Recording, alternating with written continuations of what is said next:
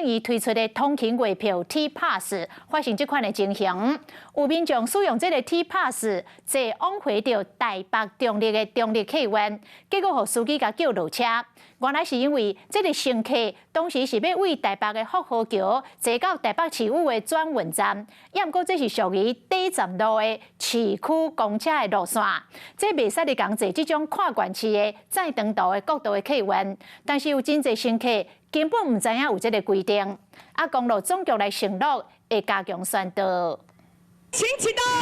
T-Pass 伫今年7月份实施，也毋过这张卡敢真正才好用。进前有民众坐中立客运为中立的往回台北路线，想要为台北福和桥坐到台北市政府的转运站，想要到讲互司机骂了，佮请伊落车，互民众感觉真无辜。明明这个车身有搭 T-Pass 会使坐，问题到底出伫倒位？不想要到公馆。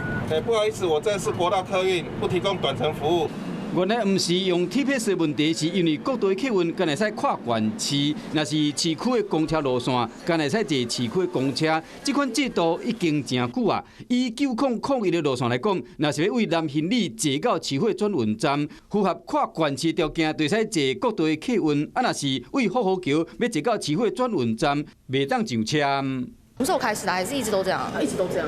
哦，有点奇怪。怎么说？就是这样不太方便吧？你就是从那边应该也会经过市区啊，让人家方便啊。大概一般1到3位啦，我们还是会婉转跟他讲说，这是国道客运，不是市区公车，因为票价也不一样。